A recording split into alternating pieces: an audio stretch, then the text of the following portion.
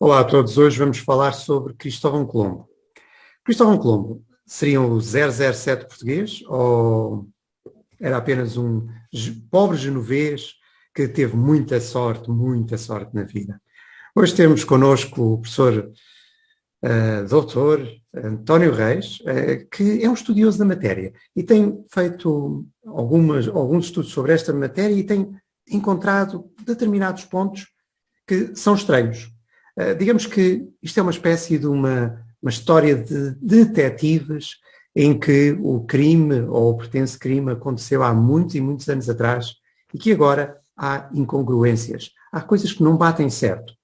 E é isso que nós vamos aqui falar hoje, um bocadinho das incongruências, daquilo que nos foi contado, mas se calhar não é aquilo que é mais lógico e que não é aquilo que aconteceu. Por isso, antes de mais, obrigado, António, por estares aqui connosco. E a primeira pergunta é a seguinte: a história que nos vendem é que havia um simples genovês que chega a Portugal e que facilmente se casa com uma aristocrata portuguesa e vai viver com ela lá para Porto Santo. Isto era muito habitual, chegarem pobres genoveses e casarem-se com aristocratas portugueses. A cotação dos aristocratas portugueses andava assim tão em baixo? Bom, em primeiro lugar, professor Felipe Carreira, muito obrigado por este desafio, mas queria-lhe propor uma coisa, era que deixássemos os títulos académicos no armário Ok, e começarmos a falar como nós costumamos tratar-nos, é por Felipe e António, está e bem. já está.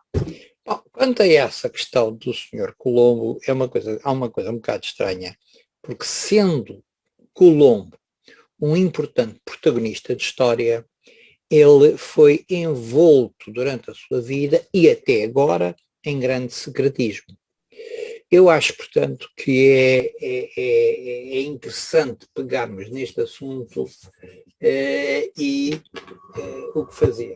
Bom, eu acho que a forma mais simples é confrontar factos confirmados com teses e hipóteses. Okay. Por exemplo, Então qual é que é assim um fato confirmado que já a partir é muito estranho? Bom, o que é muito estranho é o Colombo ter vindo para Portugal, ou ter chegado a Portugal, segundo dados concretos, em 1467, e há uma senhora que é uma hipótese de ser mãe dele, que vivia nessa altura, também naquelas zonas, e que morre em 1466. E mais, quando Colombo chega a Portugal, a primeira coisa que lhe acontece é ter uma bolsa do rei de Portugal para estudar. Mas Coisa nessa altura não havia Erasmus. não havia Erasmus nem nada dessas coisas que parecessem. Mas é, portanto, mais uma coisa estranha que acontece num Não era sítio. assim habitual que o rei, ao Não, primeiro que não, aparecesse, olha, toma lá uma bolsa. ainda por cima, Quer dizer, não havia uma política de refugiados ou uma coisa assim parecida. não, ainda por cima, filho de um cardador genovês, pá, isso era uma coisa altamente estranha. A segunda coisa estranha é que ele vai casar com uma senhora da nobreza portuguesa, quando nessa altura, para que isso acontecesse, era preciso haver uma autorização régia. Pá, e ele, mais uma vez, cai no prato da sopa, com a sopa já a Quer dizer, ferver. dão-lhe a bolsa, dão-lhe a autorização para casar com uma aristocrata. eh,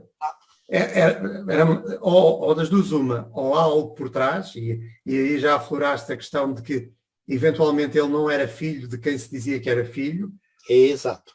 ou não, seria o equivalente agora de ser um vencedor do Euromilhões várias vezes, não é? Sim, sim, só que era um Euromilhões social ali, embora houvesse cifrões grandes em jogo. Repara, a propósito de quê? É que em 1502 o rei de Portugal, Dom Manuel, oferece uma tensa era uma espécie de uma bolsa anual a Colombo, que nessa altura vivia com um pé em Portugal, outro em Espanha, etc, etc. A propósito de factos emprestados e a prestar. Isto era uma tensa que ele ia receber durante toda a sua vida. A propósito de quê? Mais outra coisa estranha, não é? A propósito de quê? É que, portanto, no Palácio Convento de Mafra, na sala dos descobridores portugueses, também lá está pintado num teto a imagem de Colombo. Porquê? Se calhar por uma das teorias é que Colombo foi bastante eficaz em colocar os reis católicos a fazer uma caça de gambuzinos, não é? À procura do caminho marítimo da Índia que não, em direção ao oeste, que não existia, porque o rei Dom João II já sabia que a Terra era um bocadinho maior do que o Colombo teoricamente dizia. Sim, mas quer dizer, há outros factos aqui pelo meio que são também estranhos, ou melhor, agudizam toda esta situação estranha.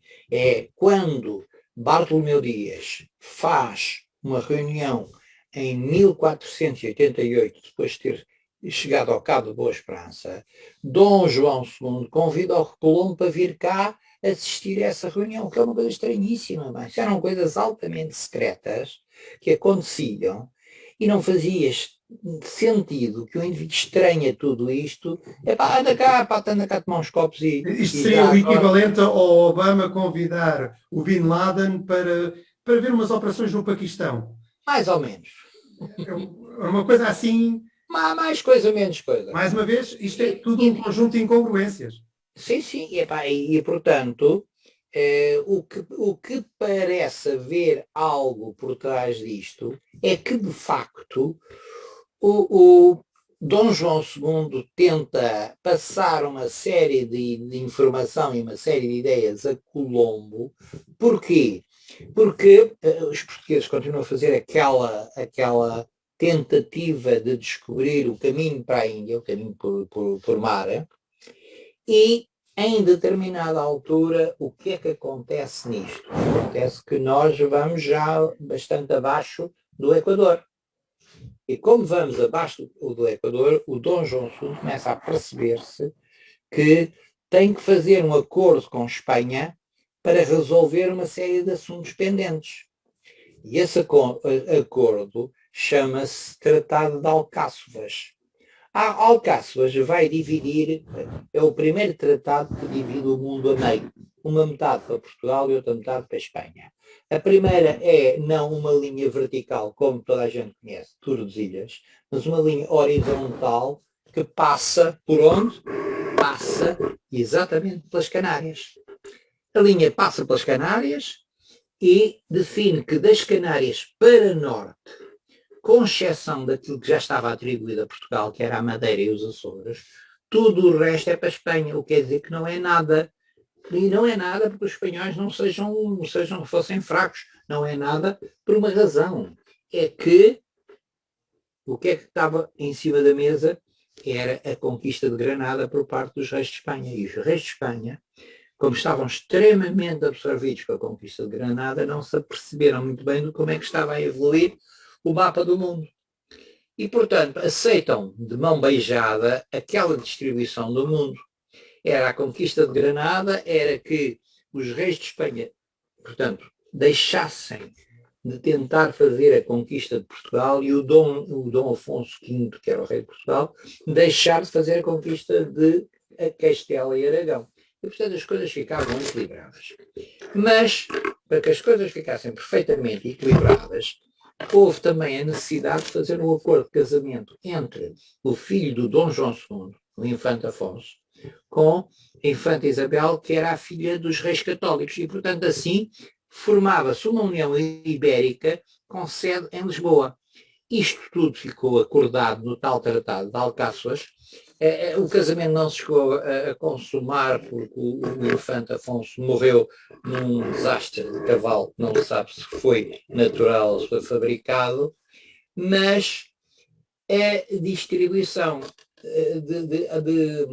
do mundo é que estava muito complexa. Estava muito complexa pelo seguinte: não era fácil que os espanhóis continuassem a absorver isto, tanto mais que já tinha sido chegado ao Cabo de Boa Esperança em 1488. Então o Dom João II começa a imaginar dar informação a Colombo para que poderiam chegar à Índia navegando para o oeste, isto é, para o lado da América que, nessa altura, os portugueses já sabiam da sua existência, porque ao descerem para sul do Atlântico, eles iam se confrontar com ventos e correntes que, até à zona mais ou menos um bocadinho abaixo de Cabo Verde, os ventos levavam-nos para sul e para oeste. Isto é, empurravam-nos para a África. E para fazer uma viagem tão grande, os portugueses tinham que fazer uma coisa que se chamava aguada, isto é, irem buscar água fresca e vegetais para se alimentarem durante uma viagem tão longa. Não tinham frigorífico, não. Os frigoríficos eram mauzitos naquela altura. E depois aquilo continua por ali abaixo. E as pessoas já sabiam efetivamente da existência da África. Há referências de uma série de portugueses que já tinham navegado até àquela altura. Eduardo Pacheco Pereira e mais uns outros quantos. Ora bem. Que diz que Eduardo Pacheco Pereira foi o verdadeiro descobridor do Brasil, não é? Não só do Brasil, mas toda aquela barriga da América do Sul. Portanto, mas lá está, isso vai de encontro à narrativa do secretismo, porque nessa altura o segredo era efetivamente a alma do negócio, porque havia uma grande rivalidade e não fazia sentido, lá está, que um rei tivesse a pagar uma tensa, chamamos-lhe uma pensão, um salário a um agente estrangeiro, não é? Não havia exatamente agentes secretos, era pactos de cumplicidade e de influência em tudo isto. Aliás, mais uma outra questão muito estranha é como é que um filho de um cardador genovês chega a Portugal e a porta do palácio do Dom João II está-lhe aberta. Como é que é? Mas afinal, ele quando chega e vai falar com os reis católicos, a porta também está aberta. Há aqui uma situação de cumplicidade com base numa tese em que ele é filho da infanta Dona Leonor, irmã de Dom Afonso V, e esta relação de familiar vem-nos abrir uma porta para outra coisa. É que Cristóvão Colombo é primo direito de Dom João II e primo direito dos reis católicos, por toda aquela afinidade de relacionamento familiar. Portanto, tudo isto deve ser analisado. Quer dizer que era tudo menos um simples genovês. Era tudo menos um simples genovês. E porquê é que nos é vendida esta teoria do simples genovês? Por uma razão muito simples. A infanta Dona Leonor, irmã do Dom Afonso V, estava para casar com o imperador do Sacro Império Germano-Românico. Portanto, quando falamos da Dona Leonor, a Dona Leonor está para o casamento da Dona Leonor está a ser negociado com o imperador, com os representantes do imperador do Sacro Império. Só que a menina apaixonou-se por um rapaz, um nobre também cá em Portugal, e não só se apaixonou, como vai ter um menino. E esse menino, e então o que é que chamada paixão consumada? Era paixão consumada, quer dizer. E então o que é que acontece com essa situação? O que acontece é que, aquilo não dá uma grande bronca, pegaram na menina e levaram-na para Cuba, que era do relacionamento do pai da então menina. É outra das coincidências, que é Cuba, não é? É outra das coincidências, e se nós formos aqui a esgravatar nas coincidências todas, acabamos por rejeitar uma série de hipóteses que não estão confirmadas, não é? E aceitar algumas outras que fazem sentido, porque há factos científicos e dados históricos que as provam. Portanto, deixa-me só acabar esta. Ok. Deixa-me só acabar isto para se perceber. A menina vai para Cuba, tem a criança e segue na mesma para vai direito à Itália para depois seguir para o Sacro Império e fazer o casamento real, ou imperial. Ora bem, aqui há um facto muito interessante, é que se formos analisar isto com alguma profundidade, ele fica ao abrigo, portanto, ela leva a aia dela e o marido que afilham a criança para andar sempre atrás dela e ela ter a oportunidade de poder continuar a dar todo o apoio que quereria dar ao filho. E, portanto, isto é o que se passa. Aliás, há uma tese também que toda a informação que o Cristóvão Colombo recebe vem diretamente do Papa. Inclusivamente há uma tese que se duvida que ele próprio não seja numa linha de origem familiar com o próprio Papa. O que acontece é que quem faz o casamento do Maximiliano com a infanta Dona Leonor é exatamente um indivíduo, um cardeal, que depois vem a ser Papa, e portanto esta tese do relacionamento com o Papa. E portanto há aqui toda uma sequência. Isto é, a aristocracia era uma aldeia bem pequena na altura já. Era o que era possível, era o que tinha os interesses. Portugal já tinha uma certa imagem de país descobridor e, portanto, aquilo dava jeito a quem estava fechado no centro da Europa. Pronto. E isto era a realidade. Por isso, nesse sentido, também, quando Colombo volta da sua descoberta da América, não é? Sim. Ele faz uma paragem inesperada, é inesperado porque... Valparaíso. De três... Não, de volta sim.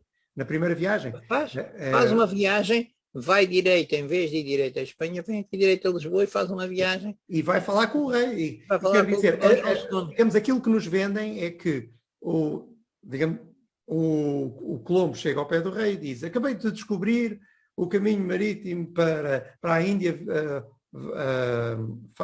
em direção ao oeste. O que quer dizer que dei cabo da possibilidade do monopólio do comércio com a Índia.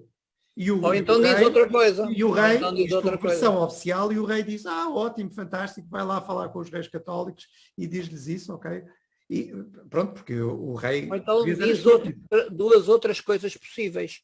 Uma é dizer assim: olha, vês, não quiseste suportar o custo de fazer a minha viagem para o oeste para chegar à Índia?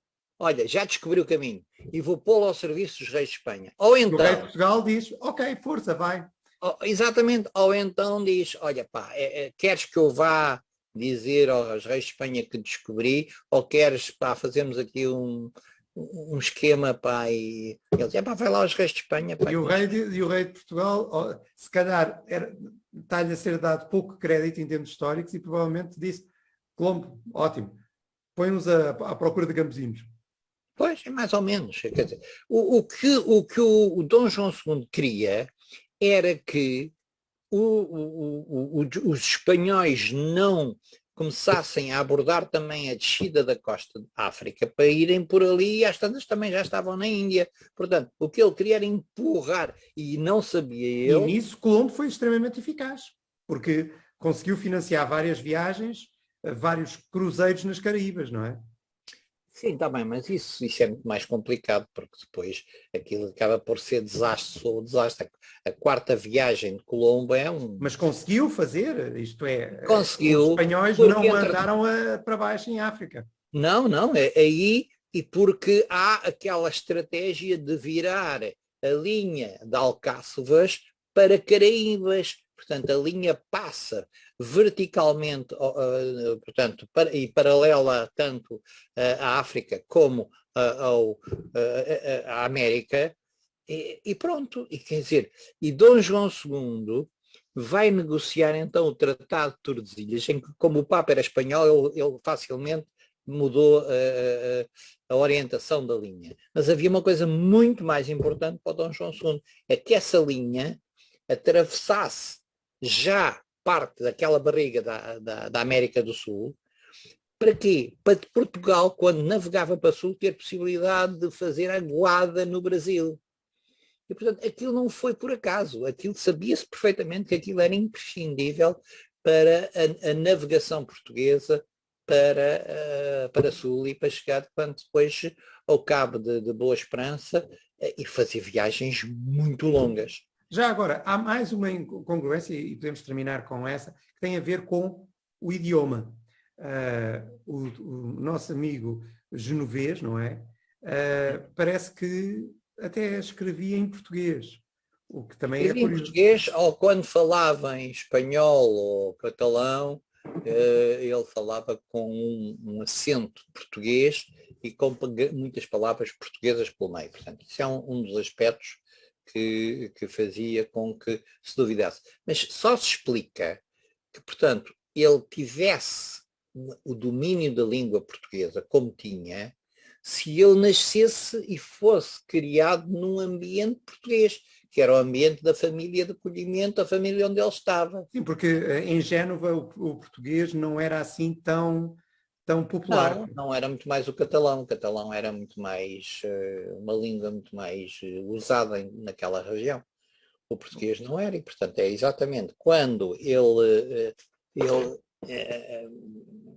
vai abrindo o seu relacionamento, é que vai absorver alguma coisa das outras línguas e não daquelas. Por exemplo, há uma tese pelo meio que diz que Colombo queria ocultar a sua origem de ser judeu. Porque há uma outra tese que diz que o Colombo era judeu. Ora, não havia problema tão grande quanto nessa altura, desde que uma pessoa tivesse qualidade. A pessoa podia ser judeu pelo seu património cultural. A perseguição aos judeus veio muito posterior. Como? A perseguição aos judeus veio muito mais, foi muito posterior. Não veio tão superior quanto. Vem sim, porque quando se começa a andar com coisas de muita pequenez, aí começa então a surgir a perseguição aos judeus que migram tanto para a Holanda e que levam todo o conhecimento já de navegação, etc, como para a Polónia. É uma coisa engraçada. E, portanto, o que vai acontecer é que há toda uma série de coisas que são contraditórias e que fazem cair outras, especialmente com base em verdades confirmadas e mentiras não confirmadas. Ora bem, tudo isto é muito complexo e uma das teses que nos aparece a dizer é que, de facto, há duas razões porque as pessoas escondam coisas em relação a si próprias. A primeira é por questões meramente pessoais, não querem mostrar este coisinha ou aquela coisinha. Mas outras são razões de Estado. E, de facto, a razão das negociações de casamento entre Portugal e o Sacro Império era uma razão de Estado que se viesse a confirmar que a menina já não só já tinha estado grávida, como ainda por cima tinha um menino, isto era uma bronca inaceitável nessa altura. Inaceitável naquela altura. Por isso, pronto, deram-lhe uma nova identidade e mais tarde foi um agente útil. Agora, a única dúvida que eu fico nessa história toda é se ele foi um agente voluntário ou se foi apenas usado. Mas... isso tens que lhe perguntar a ele. Pois, é a única coisa. Não tenho a resposta. Temos que ir desenterrá-lo e questioná-lo. Mas isto é um trabalho de detetive e nós temos que ver as incongruências das narrativas que foram vendidas. E há aqui uma coisa que agora também se mistura. Os italianos não querem deixar de ter... Perder a afiliação. Esse elemento da sua história, que é o Colombo. Os espanhóis não querem admitir que foram enganados. E os portugueses somos sempre modestos. Os portugueses ligam a televisão e veem sempre aqueles gajos a dizer que o grande navegador genovês... E pronto, quem é que se vai comissões pelo corpo todo. Muito bem, obrigado, António. Foi um gosto esta nossa conversa. Foi um prazer. Olha, cá estamos ainda a partir pedra e a ver se... Exatamente.